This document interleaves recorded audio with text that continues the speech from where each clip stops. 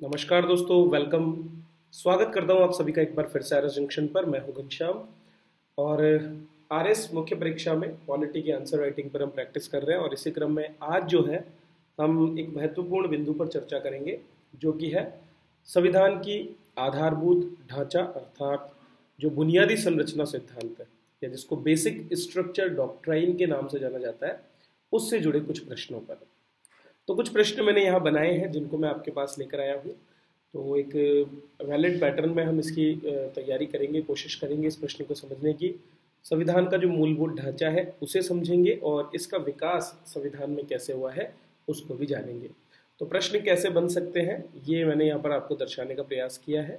जैसा कि आप यहाँ देख सकते हैं, पहला प्रश्न बन सकता है कि संविधान की मूल ढांचे की जो अवधारणा है उसको समझाते हुए इससे जुड़े ऐतिहासिक न्यायिक निर्णय जो है उनको सूचीबद्ध आपको करना है। तो अगर ये प्रश्न पूछा जाता है तो आपको पहले ये बताना पड़ेगा कि मूल ढांचे की अवधारणा क्या है, मूल संरचना का सिद्धांत क्या है, ये बताइए। और इसके बाद केवल आप उन न्यायिक निर्णयों की लिस्टिंग करनी है, आपको नाम देने हैं जिन न्यायिक निर्णयों के माध्यम से मूल ढांचे को एस्टेब्लिश किया गया है संविधान में, जिसको जगह दी गई है। दूसरा प्रश्न है कि संविधान की आधारभूत ढांचे की अवधारणा को बताएं और इस संदर्भ में न्यायालय द्वारा दिए गए निर्णयों की चर्चा करें। थोड़ा लंबा प्रश्न हो सकता है, जैसे मान लीजिए 200 शब्द में पूछ लिया जाए, तो यहाँ पर आप जो है पहले विस्तार से आधारभूत ढांचे की अवधारणा को बताएं। इसके साथ ही आप इसमें जिन जिन मुद्दों को सम्मिलित किया गया उनके नाम लिखें और कुछ विशेष जो निर्णय दिए गए हैं जिनका संबंध मूल ढांचे की स्थापना से, उनको आप बता सकते हैं। इसी तरह से प्रश्न बन सकता है कि संविधान की आधारभूत संरचना के ऐतिहासिक सिद्धांत का विश्लेषण। तो जब आपको ऐतिहासिक सिद्धांत बोल दिया तो इसका मतलब कहीं ना कहीं इतिहास में कहाँ कहाँ मूल ढांचे को लेकर के बदलाव किए गए हैं, हमारे संविधान में कब कब इसके लिए चर्चा हुई है, उन पर आपको बात करनी है। तो ये आपको इसमें बताना पड़ेगा कि संविधान की जो आधारभूत संरचना है उसमें प्रमुख महत्व कहाँ है, और विश्लेषण करने में आपको थोड़ी आलोचना भी करनी पड़ेगी। ठीक है, चलिए तो शुरुआत करते हैं और सबसे पहले ये समझते हैं कि संविधान की मूल ढांचे की अवधारणा क्या है, क्योंकि आपके प्रश्न का जो सबसे पहला उत्तर में जो सम्मिलित होने वाली चीज है वो ये ही चीज है कि बेसिक जो स्ट्रक्चर की डॉक्ट्राइन है वो क्या है। चलिए तो हम अब समझ लेते हैं मूल ढांचे की अवधारणा को।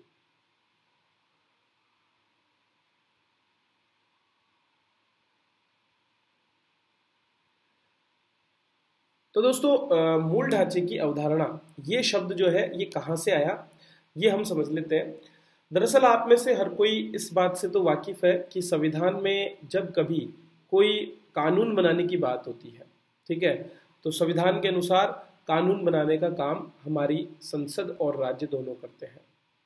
तो कानून निर्माण का काम जो है हमारी संसद को भी मिला हुआ है और राज्य सरकारों को भी मिला हुआ है। ठीक है, संसद एवं राज्य सरकार दोनों के पास में कानून निर्माण का काम हमें देखने को मिलता है संविधान के अनुसार।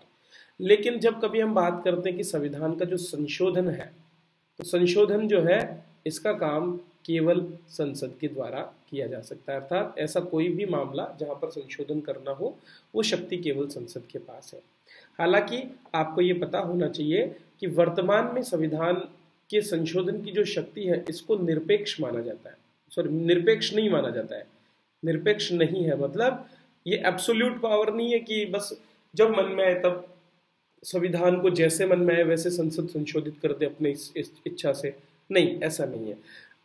कोई भी कानून जो है जब बनाया जाता है तो ऐसे कानून को शून्य घोषित करने की या असंवैधानिक घोषित करने की शक्ति किसके पास है? न्यायालय के पास।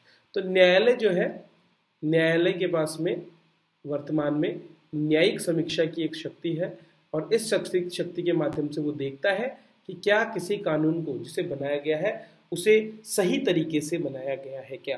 तो न्यायिक समीक्षा में यही देखा जाता है कि जिस तरीके का प्रयोग किया गया है क्या वो सही तरीका है। हालांकि समय के साथ साथ जब सरकार ने अपनी शक्तियों को बढ़ाने के लिए संशोधन किए और न्यायालय ने देखा कि ऐसे संवैधानिक संशोधनों ने संविधान के जो मूल तत्व हैं, जो सार तत्व हैं, उनको भी उल्लंघित करने की कोशिश की है या उनका उल्लंघन किया है, तो ऐसे में उन्होंने मूल संरचना के सिद्धांत को जो है जगह दी हमारे संविधान में। तो मूल संरचना का सिद्धांत जो है ये हमारे मूलभूत संविधान में नहीं था।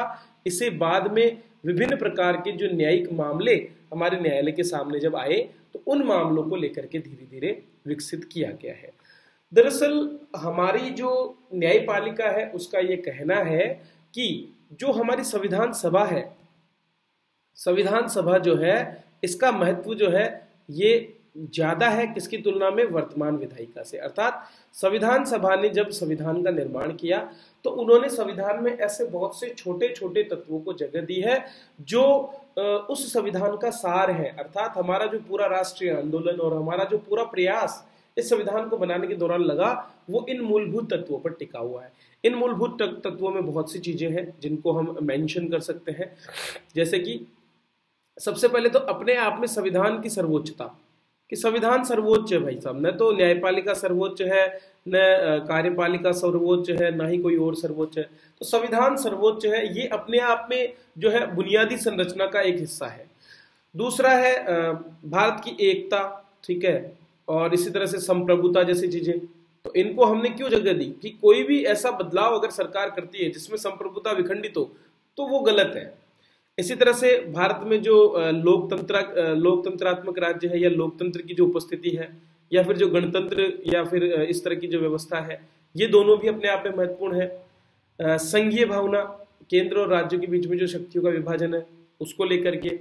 इसी तरह से धर्मनिरपेक्षता। तो ये मूलभूत तत्व या जो हम विशेषताएं पढ़ते हैं हमारे संविधान की, वो सारी विशेषताओं को एक तरह से एक एक करके अलग अलग मुद्दों में जगह देते हुए और क्या बनाया गया है, इन सभी को मूलभूत ढांचे का हिस्सा बनाया गया है। और भी जैसे कि रूल ऑफ लॉ या कानून का शासन, जो हमारा 13वां अनुच्छेद है, तो कानून का शासन भी हमारे यहाँ पर इंपॉर्टेंट है। किसी भी विधायिका या सरकार का शासन नहीं है, कानून का शासन है।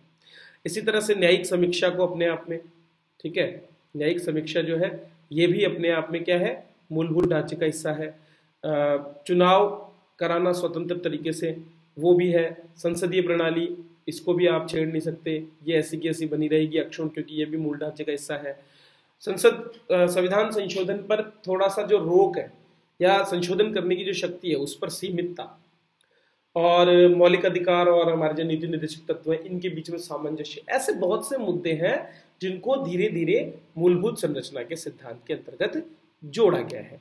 तो दरअसल अगर हम संविधान के आधारभूत संरचना को देखें तो ये संविधान के वे प्रावधान हैं जो हमारे संविधान के जो लोकतांत्रिक आदर्श हैं उनको प्रस्तुत करते हैं। मतलब लोकतंत्र के रूप में संविधान में जो कुछ हमने अचीव किया अभी तक, जो कुछ हमने हमारे संविधान में जोड़ा है, उन प्रावधानों को बताया जाता है। ये सार तत्व हैं, इनको आप सकारात्मक रूप से आगे बढ़ा सकते हैं लेकिन आप इनको कम नहीं कर सकते। तो सरकार इनमें संशोधन तो कर सकती है लेकिन इनमें कमी नहीं कर सकती, इनमें वृद्धि करने का प्रयास सरकार कर सकती है। अब आप सबसे पहले ये तो हो गई बात भाई मूल ढांचा क्या है, मूल ढांचे के मुख्य तत्व क्या है, वो मैंने आपको बता दिया। रटने की कोई आवश्यकता नहीं है, बिल्कुल बेसिक चीजें आपको याद रखनी है मूल ढांचे में, जिसमें मैंने आपको सबसे पहले बता दिया कि संविधान की सर्वोच्चता हो गई सबसे पहला काम। तो दूसरा देश की एकता अखंडता, और जो तत्व प्रस्तावना में दिए हुए सीधे सीधे समानता का अधिकार हो गया, धर्मनिरपेक्षता हो गई, ठीक है, इसके अलावा शक्तियों का विभाजन हो गया, संसदीय व्यवस्था हो गई, संघीय प्रावधान हो गए, मूल अधिकार और जो नीति निर्देशित तत्व है इनके बीच में समन्वय की बात हो गई, ठीक है, न्यायिक समीक्षा का अधिकार हो गया, रूल ऑफ लॉ हो गया। ये सारी चीजें, इन सभी चीजों को आपको लिखना है जब आप बात करोगे मूल ढांचे की संरचना या संविधान की आधारभूत संरचना के बारे में। अब बात आती है सिद्धांत का विकास कैसे हुआ। तो बहुत से नियम कानून कायदे हमने देखे जिनके आधार पर सिद्धांत का विकास हुआ है। सबसे पहले शुरुआत जब हमारा संविधान बना और बनने के तुरंत बाद में जब जमींदारी कानूनों का उन्मूलन करके और संपत्ति के वितरण से जुड़े मुद्दों पर बात शुरू हुई, वहीं से जो है इस मुद्दे पर चर्चा होना शुरू हो गई।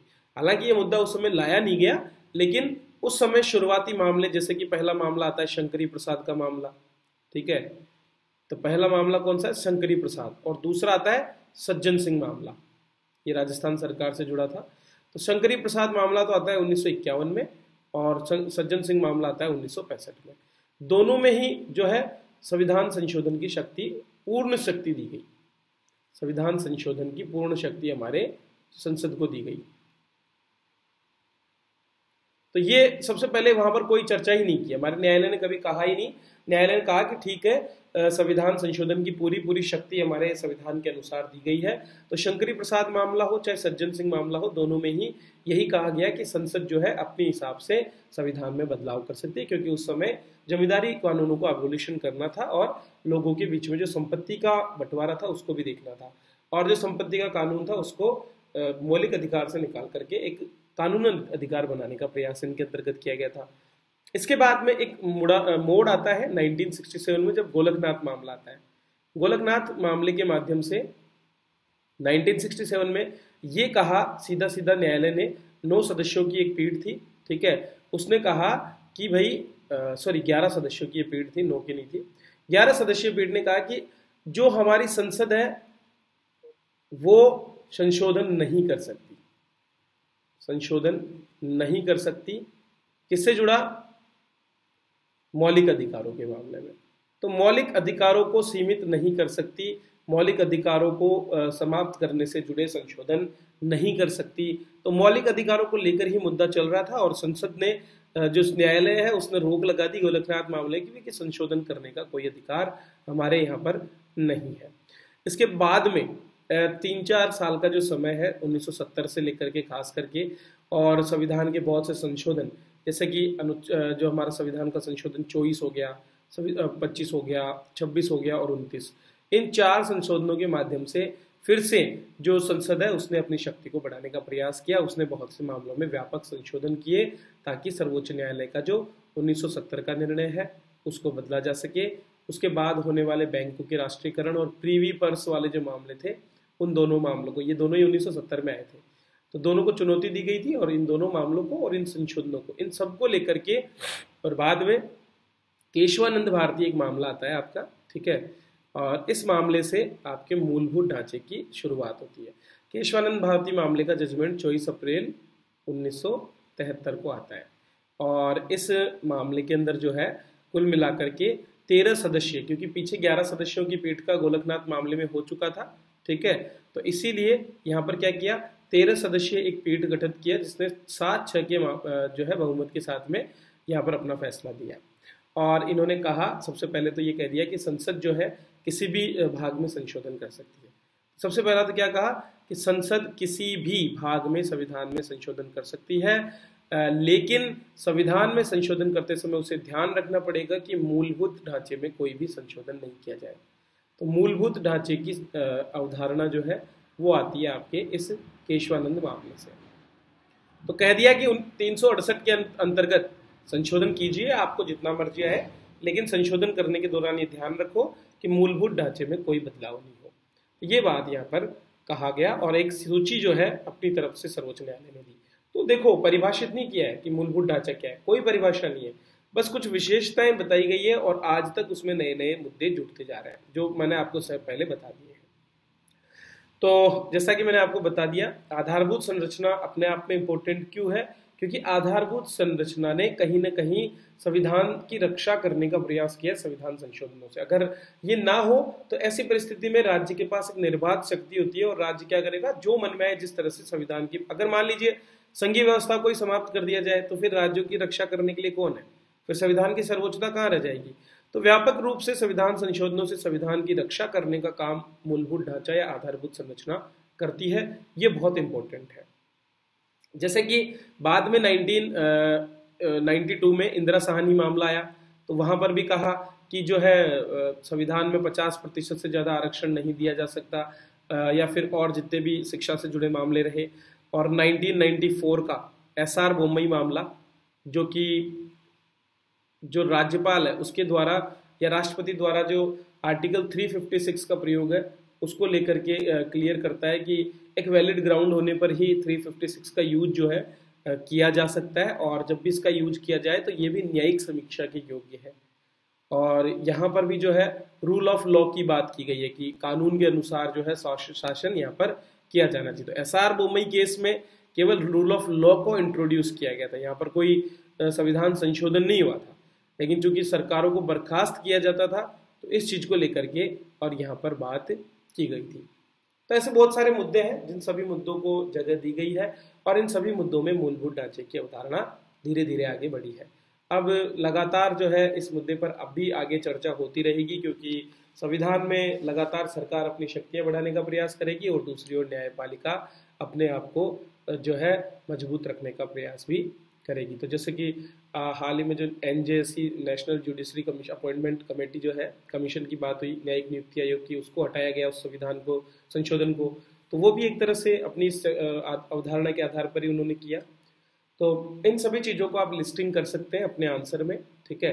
तो सबसे पहले तो सिंपली आप समझा दीजिए कि मूल ढांचा क्या है। मैंने आपको बता दिया, मूल ढांचा हमारे लोकतांत्रिक आदर्शों को प्रस्तुत करता है, क्योंकि कानून निर्माण की शक्ति दोनों के पास है, लेकिन संशोधन संसद के पास है और वो भी निरपेक्ष नहीं है। न्यायालय के पास न्यायिक समीक्षा की शक्ति है और धीरे धीरे समय के साथ मूल संरचना का सिद्धांत भी विकसित किया गया है, जिसके अनुसार संविधान के कुछ ऐसे भाग हैं जिनको एक सार तत्व के रूप में देखा जाता है और जिनमें किसी तरह का बदलाव जो है हमारे संविधान के मूलभूत लक्ष्य को ही नष्ट कर देता है। तो इसीलिए उस मूलभूत संरचना के सिद्धांत को जगह दी गई है, जो धीरे धीरे विभिन्न प्रकार के न्यायिक निर्णयों से विकसित हुआ है। तो ये चीजें आपको इसमें बताने का प्रयास करना है। बिल्कुल सिंपल सा आंसर होगा, कोई हार्ड एंड फास्ट आपको नहीं जाना है। बस आप उत्तर लेखन जरूर करते रहिए। मैं देखता हूँ बहुत कम छात्र उत्तर लेखन करते हैं। जब तक आप खुद नहीं लिखेंगे तब तक आप आंसर भी नहीं दे सकते। तो इस वीडियो को देखने के बाद आपको अपना उत्तर लिखना है। विभिन्न ग्रुप्स में भी मैं इस क्वेश्चन को देता हूँ, तो वहाँ से भी आप इसे पढ़ सकते हैं, वहाँ पर अपने उत्तर सबमिट कर सकते हैं। और ज़्यादा तैयारी करने के लिए आप हमसे जुड़ सकते हैं हमारे कोर्स में, जो कि पॉलिटी के लिए शुरू हो चुका है RS जंक्शन ऐप पर। वहाँ पर मैं डिटेल में आपको कोर्सेज पढ़ा रहा हूँ, तो वहाँ से आप अपनी तैयारी को आगे बढ़ा सकते हैं। चलिए, धन्यवाद।